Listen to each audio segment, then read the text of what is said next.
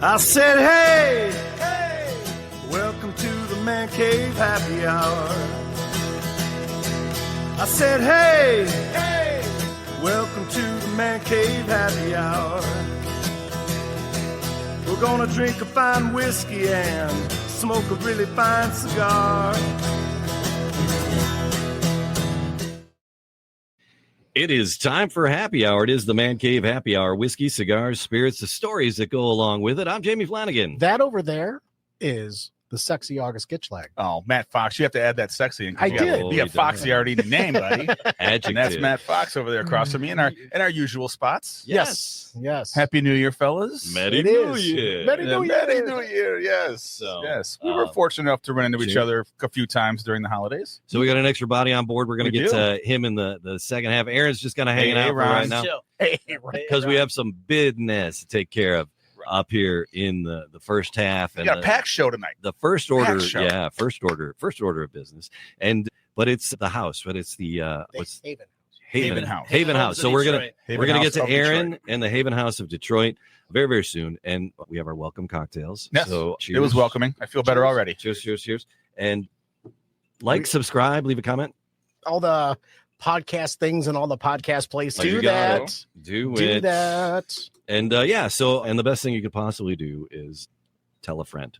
Mhm. Haven Homes. Oh no, it's not. Well, it's a positive. It's thing. a positive thing. The amazing work that you and your wife are doing. People facing challenges. Yeah, you're saving lives. You're out there saving lives. And I get that.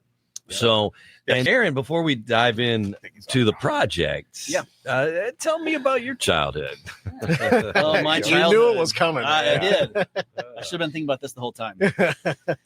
Well, I grew up in Ohio, not an Ohio State fan. Hey, I can happily say. Way to go, Ohio. Yeah, I don't know how I avoided that. All my uncles are Ohio State fans. Mm-hmm. What part of Ohio then? The northwest corner, cornfields and construction workers. Oh, fair play. Northwest. So Yeah. what would have been the local college that was D1? D1, Toledo.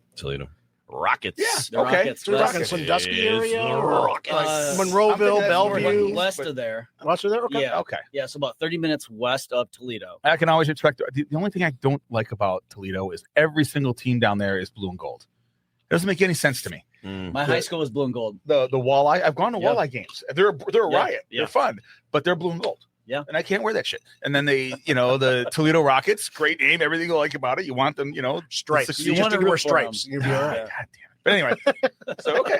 So an Ohio guy. Cool. Yeah, Ohio guy. Like 'em. My wife and I met in college. Oh, Yeah. Where did you go to school? Goshen College, Goshen, Indiana. Go. All right, that's a fresh one. I don't know that one. So that is 20 minutes from the greatest university ever, Notre Dame. Fair play. So, Okay. so yeah, big Good Notre Catholic boy over here. Not exactly, Same. but big Notre Dame fan. And so, yeah, we met there, got married early 20s. It doesn't happen anymore, but No, it doesn't.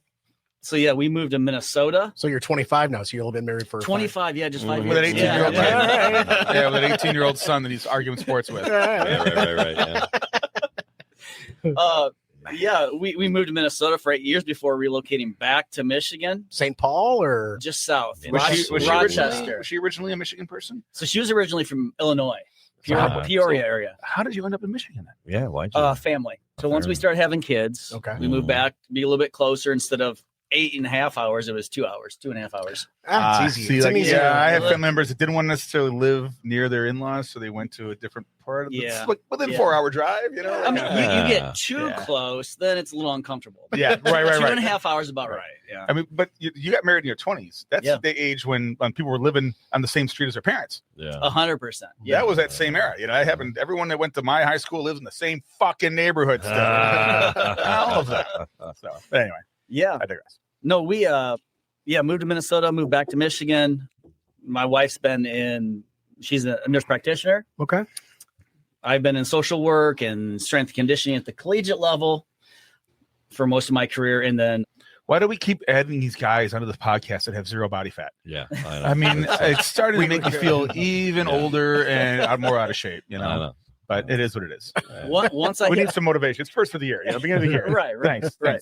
Aaron, Anything I appreciate can do for you guys. it. Yeah, we'll take it.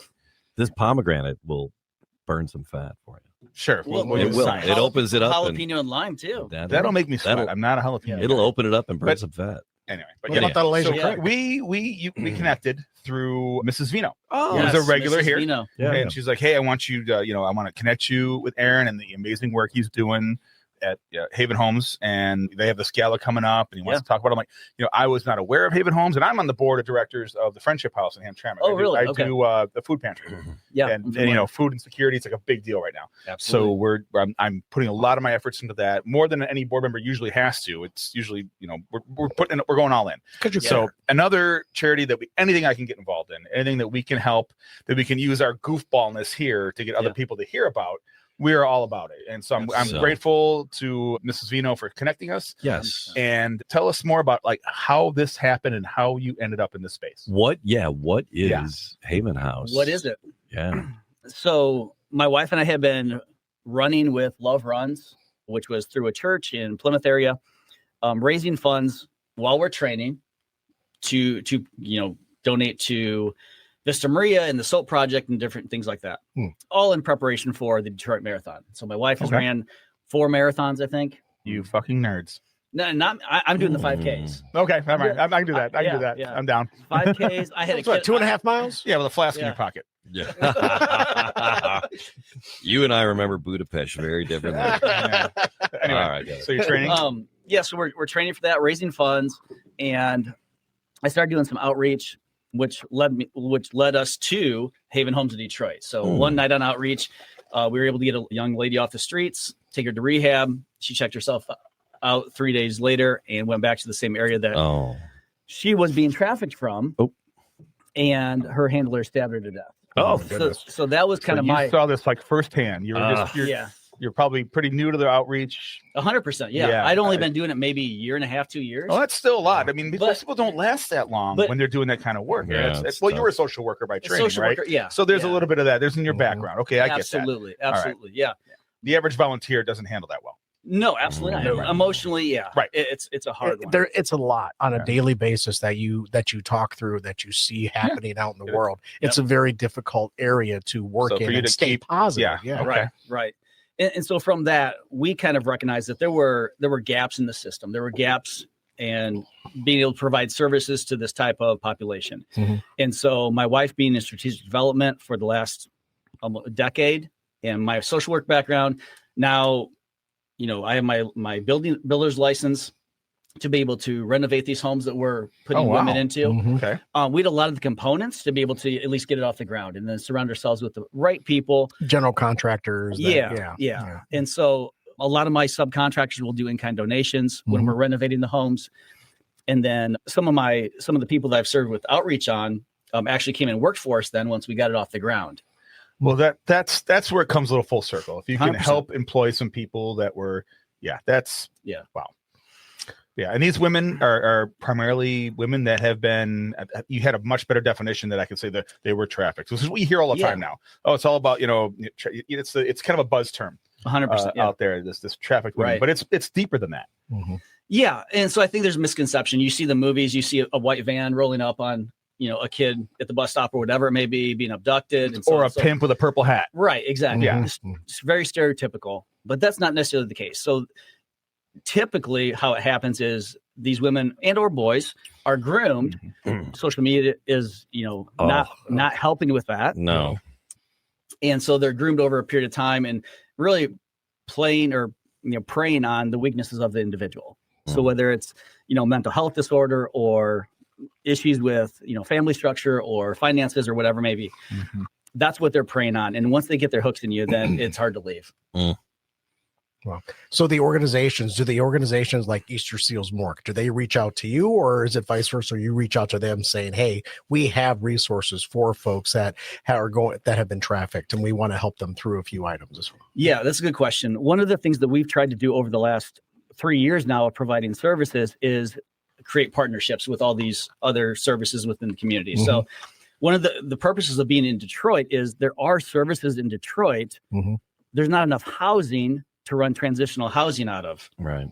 Well, I mean, they say that Detroit had the most available houses to finally rehab. Didn't they tear a lot of it down? I mean, they did. It's like affordable housing it's still a challenge. Even though there's all these empty houses, a lot of them are still corporate owned by companies out of Germany. If you want to buy and flip a house, they're like, no, you got to buy the whole block. Yeah, it's like they don't let you just buy like they're trying to sell swaths of land. What they did over at so like individuals who, because Colleen were thinking about buying, flipping, renting. And it's like, no, well, you got to buy these 10 lots. We're like, what the hell are you talking about? And that also takes them out of the equation. Yeah. For getting transitional housing. Yeah. Yeah. And so our goal was identifying a block and be able to buy, homes as we are able to increase our infrastructure and get more solidified financially. To your point, though, the developer came in and bought 9 or 10 at a time, which we can't compete with. Right. That's well, that's what the city wants. They want to get rid of it. It's huge. Because the city is so damn huge, and they want to get rid of it in large chunks. It's like we gotta move it. We're moving it out. It's time to go. And are you competing with the group home aspect? Are these single family, multiple people? I mean, sometimes there's a strength in having people with shared trauma experiences being in the same space, so they can talk and they can kind of they don't run away. They don't feel right. I don't know which way do you guys? And part of the expression like halfway homes or shelters. Yeah, that's a terrible. I hate all the terms. That's why that's the misnomer out there. I know. Just throw a flag if we use something. Transitioning from drinking and laughing about booze and then going to serious stuff is not our usual. We're professionals. I'll edit this into 2 professional. No, we're really not in competition. I mean, there is not enough housing to go around. I mean, there could be 500 of these organizations across the state, and there's still not be enough housing for. Oh, of course. The more organizations, the less housing available. Right. Yeah. And so, Michigan ranks in the top 10 in nationally for human trafficking or commercial exploitation or any other variation of that. And not a top 10 that we really want to be. Not a top 10. Yeah. And the AG just came out with her most recent report, and we ranked as an F across the states. Yeah. Why is that? What are we lacking here in Michigan? That's a good question. Would it be because we got an F for the rating, but we were like number 10 in the escalation of the problem? There are a lot of amazing people doing a lot of amazing things in Detroit, in Michigan alone. Agree. There's just not enough. There's not enough. Exactly right. That's what it is. Okay. That's what it is. Yeah. And so I think it's going to take system change, and that's kind of what I'm attempting to do over the next 3 or 4 years is aligning myself with the AG's office and some of these other commissions to be able to make legislative change that provides more funding and resources to these type of populations. Yeah. It's an uphill.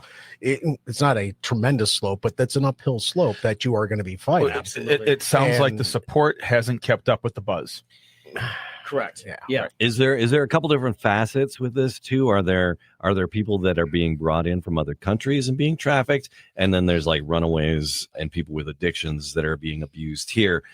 Is there one that is more prevalent in Metro Detroit, or is it all just a big S show?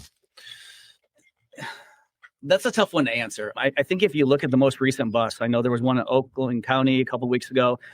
Southfield made the news a couple of months ago, and that particular individual brought somebody up from Louisiana. Okay, and so people are, it's all about supply and demand. The unique thing about Detroit, and the reason it ranks so high, is because there are so many sports teams downtown. Everything is being developed. We host North America's largest auto show, and I think there's a misconception that it's socioeconomically low income trying to seek out these type of services. And that's not the case. Nope. It's white collar individuals that have the money to be able to do this. It's the CEOs wearing pantyhose. Right. Yeah. We've heard about that. Wow. Yeah. What you do on the daily basis, it's got to affect you. How do you stay positive? That's a great question, man. How do you stay positive through everything that you're seeing and people that you're meeting and helping? What do you do? Well, I think the biggest thing is, one, I'm going through this with my wife, who's the co-founder. And so we can kind of console each other, and we have our ebbs and flows. Sure. With how we're dealing with different things. But I think the most positive thing is, hearing the success stories. since 2023, since we started providing services, we've had 3 graduates of the program. Okay. That's fantastic. To be a graduate, you have to go Say, through. what's the graduate? What does that entail? Yeah. And so you have to meet certain benchmarks. You have to, the ultimate goal is to heal from the trauma they've experienced. Mm-hmm. But on top of that is hitting the benchmarks. So making sure that we've gained their legal documents, because most of them come to us without any birth certificate, ID, so on and so forth. Is that obtaining like a guardianship over the individual to help them through things, or Not necessarily. Okay. So all the women that we provide services for are adults. And so it's almost, if I can use the example, if you think about the movie The Accountant with Ben Affleck. Yes. Right? First or second one? First one. Thank you. I haven't seen the second one. I heard it's good. But It's not bad. I hear it's very watchable. Yes. Absolutely. Yeah. Great sequel. Yeah. But the first one, they're at the very beginning, he goes to the institute and they're putting together a puzzle, but it's upside down. Yep. Right? Yep. It's a great thought of, okay, that's who this kid really is. Right. Yeah. And so we are essentially providing the opportunity to be able to put this puzzle together upside down. Mm-hmm. They've had everything torn apart, from finances, credit scores well below 100, Mm-hmm. and putting If they have any. if Right. they have any at all, Right. and putting all these pieces together alongside them. Well, I mean, that's how they're manipulated sometimes, is like they Right. totally stripped of all their identification. And so, Sure. That's how they get on. and so they can't do anything on their own because they have so they need an ID to get a job, to get an apartment, to get, into Resources. It's some, a more to get severe, to it's resources. homelessness with a whole bunch of added shit. Yeah. 100%. It's so just getting all that paperwork back, is the first step towards the next step. And we're The not next just step. talking state level, we're talking federal level with social security numbers, with Yeah. tax Oh, yeah. returns and all that. There's a Right. lot that goes into that you have to work through. So the Mm. you said you had 3 graduates. We've had 3 graduates, complicated. since 23. That's Mm. fantastic. Yeah. And so our capacity is to be able to serve 8 at a time. We've renovated 2 homes, and we can provide, individual space for up to 8 residents at a time. Okay. And so we walk through it with them, not only gaining the financial documents, but teaching them life skills, financial literacy, as we talked about earlier, Mhm. Mhm. and then identifying what their goals are. I mean, ideally, they're responsible for whatever their trajectory is, Sure. and so we're just being able to come alongside them and be able to, put those pieces together with them and connect them to the right resources. Mhm. I think Aaron's just earned the #1 draft pick for all the Yes. Yeah. today. Sure, I without think a he gets doubt. a pick, Yeah. whichever one makes him happiest. Right. Oh, yeah. For him and his wife. Yeah. So what do you have coming up? You have a gala coming up, right? We And that's what we do. first talked about, and with about like how can we help and promote that. Tell us about that. Tell us about this gala and how what kind of money you're raising and what you're doing. Yeah. So traditionally, we do a golf outing every June, which this is Count us in. We are golf outing idiots. golf outing. Yep. Yes. Golf Come along outing. as we can dress dumb. Not a problem. Can we like we all wear like flamingos? You and can do stuff? whatever That's you what wanna we do. Okay. All right. All right. Do Game. whatever you want. Game on. All right, we're in. Yeah, Please invite us. We're in. The golf outing is all about a good time and just being out on the course and enjoying the. Is it a weekday outing or is it a weekend? It is outing? it's always the first Wednesday of June. Okay. All right. First Wednesday of June, and you can. Isn't find that it- Jobby Nooner? I don't know. First Friday. It's the first Friday or whatever. It's first Friday of summer. Never mind. So anyway, So first Wednesday of June. Yeah, first Wednesday of June. I think it's June 3rd this year at Fox Hills Golf Course. Oh, right right up up my alley. and that we did Yeah, an that's outing right. there before. Yep. Yeah, on Fox great Hills. course. We've been super successful with it. But we wanted to be able to become more self-sustainable. And so this is our first gala. It's the Hope and Toast Gala. Yes. Where's this at? This going to be at the Garden Theater on Woodward Avenue. Oh, the Majestic Complex. Is that the Majestic? No, I don't think think that's the so. Garden Theater. No, Oh, no, it's Oh, not. oh, oh. It's different. Yeah, yeah. we'll link it. Don't worry, folks. Yeah. We're gonna show you where it The is. Garden Yeah, we'll show it, yeah. All right. We're gonna show you where it is. So it is February 28th. Doors open at 6:30. Full bar, 6:30 to 10 o'clock. We're going to have live music and a DJ, live paddle auction, great curated food from Detroit, culinary experts. Mrs. Vino is helping us provide us with a Carlson. signature drink and a mocktail. But it's really going to be a great event. We're excited to be able to host our first one here. Well, Time it's kitty corner from the Majestic. Okay, I knew it It's was right- in that it's area. right across the street. Okay, right across the street. And over. Yeah. Okay, Yeah. All right. Aaron. Yeah. Thank you. The work So, that you do. So Thank the you. website, where is the You and your website? wife, How yes. do people get connected for the golf outing? How do people get connected for the gala? Yes, everything can be found at havenhomesofdetroit.org for the gala, specifically /gala. We are I think we're at 100 individuals currently registered. We're shooting for 200 to 250. Okay, nice. We're expecting the AG to be there, some senators, representatives. It's going to be kind of a community event. Sure. And we're really excited to be able to put it on there. Yeah. Great venue. Just thank you. I can't express the gratitude that I have for the work that you and your wife that you guys have put into hard this. work. It's so difficult. I cry about being a high school teacher. It's like I whine during election season as a clerk, but it's like, man, that is hard work. Yeah. Well, yeah, election season. I'm glad you brought that up because this year, we went through a funding freeze April to June. Oh my gosh. Government shutdown. That hurts. Nonprofits across the board. It does. And we don't even know the future of CDBG funds if you're involved in any of that, or trying to capture any of that money. We don't know that. In 2016, 2017, the current administration said that was just a local slush fund that we have to stop. Yeah. And so we're trying to get through 1 year of CDBG, hoping that we can get in a couple curb cuts so we can have handicap ramps in the suburbs, So yeah, that money is we don't know. It's all in flux. Always. Public service organizations are in flux right now. Yeah. So we want to help you guys stay sustainable, and we'll keep going from there. Yeah. Thank you, Aaron. So we are going to liven things up though at the end here. So yeah, we're in no hurry. If there's more we need to talk about. But I have this Christmas present for the studio here. Okay. So Aaron, welcome to the Man Cave Happy yes. Hour. And in fact, they are going to require a certain kind of glass though. So excuse me. Oh, Okay. I'm thinking, okay, if I had to take a guess, it would have to be Glenn Cairns. Okay, well, that's the only other. He's going to get champagne flutes. Are we going to have champagne cocktails? He's gonna get the coupe glasses. Yeah, who knows? So you and your wife met in college. We did. Yeah. And how long you guys been married now? Coming up in 24 years. That's Yeah. amazing. Yeah. Congratulations. I was right. Glenn Cairns. I'm Glenn Cairns. So a year or so ago, maybe a little longer than that, we had some fellas in here that came in with a whole bunch of bourbons and we found some stuff that we're like, oh, I've never heard of that. And we do a lot of bourbons. We do a lot of places that all come out of Tennessee and come out of Kentucky. But this particular one didn't come out of Tennessee or Kentucky. I think you guys can guess what's under the hat now. I think I have a good idea. It better be what I think it is. Yep, there it is. Oh, Tennessee. Barrel-aged Old Soul out of Mississippi. I was on my way to my brother's house for our family, our siblings. We don't do presents anymore. We all get together, just drink and play games and stuff because we all get together for that one night. And at his local party store where he gets his bourbon, where we stopped just to grab some literally barefoot Moscato for my sister. Right. This is sitting up next to the register. And a barrel pick of Old Soul. You're like, I'm like, shit, how much? She goes, wah, wah, wah. I go, put it on there. I'll take it. So how much was wah, wah, wah, wah? I would tell you a little less than boing.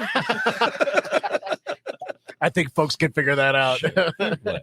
So I cracked it, but I did not drink it. Oh yeah, I cracked it. And I said, oh crap, we got to take this. I got to take this. That is dark. I don't think if I'm allowed, am I even allowed? Dark. We had a bottle that they left here, and there was about this much when they left it here, and we had to literally hide it from each other. We played musical chairs with it so we wouldn't drink it when we came in. And it's Mississippi whiskey. No one knows. Mississippi is not a whiskey town. No, you don't totally always think of that. I'm glad you're here to share with this. A little nip. Get your little nip. Yeah, these are higher. This is higher octane. What's the proof on that? Get the cheaters out. You need some school night pour on that one. Yeah, well. Yeah. After this is 124.98 proof. Yeah. Okay. Daddy's got to work tomorrow. This is from Harper Liquorland. So that's why I cracked it. Said nope with the boys. Yeah. The boys on a quieter night. Give me a school night pour. Yeah. There you go. Thank you. Yeah, we didn't have a school night pours the night we tried this the first time. Nope. We all had to Uber home and call in sick. That was a nuts night. They had 15 bottles of barrel aged stuff we had to try. Oh yeah, that's reminiscent of what I remember. That's the same smell. Yeah. It's a different kind of. Yeah, that's nice. Yeah, isn't it cool? Mm-hmm. Isn't it cool? You say.